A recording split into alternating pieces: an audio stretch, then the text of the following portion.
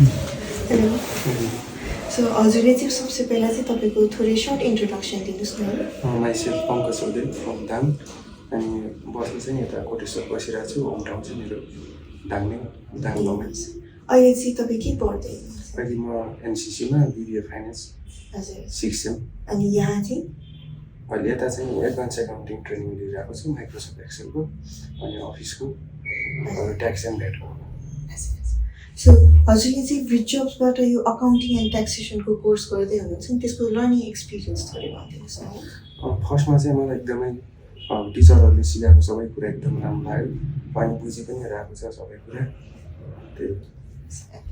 so अब हाम्रो चाहिँ तपाईँले यो कोर्स जोइन गर्नुभन्दा अगाडि र कोर्समा पढ्दै गर्दा तपाईँले आफ्नो यो लर्निङ कर्भमा कस्तो चेन्ज देख्नुभयो चेन्जिङ त अब उता कोर्समा चाहिँ पुरै थ्योरिटिकली नै हुन्थ्यो भनेपछि यतातिर हाम्रो पुरै प्र्याक्टिकल नै हुन्छ कम्प्युटर बेसिस नलेज हुन्छ सो त्यसले गर्दा चाहिँ बुझ्नु एकदम सजिलो अनि एउटा फ्रेन्डली इन्भाइरोमेन्ट पनि छ होइन हजुरले चाहिँ हजुरको ट्युटरलाई उहाँको टिचिङ स्टाइल मेथडमा रेट गर्नु पऱ्यो भने 10 मा कति दिनुहुन्छ 9.5 Vritjobsमा चाहिँ कोर्स गर्दा तपाईँको एक्सपेक्टेसन चाहिँ कतिको मिट भएको छ एक्सपेक्टेसन त मिटै भएन मैले जुन सोचिरहेको थिएँ अनलाइनबाट फेसबुकबाटै हेरेँ पेजबाट अनि म त अब राम्रै सिकाउनु भयो दियोस् एक्सपेक्टेसन चाहिँ मिट भयो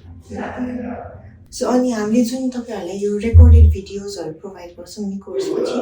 त्यसले चाहिँ तपाईँलाई कतिको हेल्प गरिरहेछ अहिले म अब कहिले कसो उता एनसिसीको क्लास पनि लिइरहेको हुन्छु होइन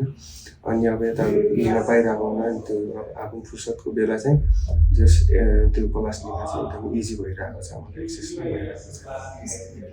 अब यदि हजुरको साथीहरूले कसैले तपाईँलाई अकाउन्टिङ क्लास लिनु पऱ्यो मलाई अकाउन्टिङ कोर्स लिनु पऱ्यो कुनै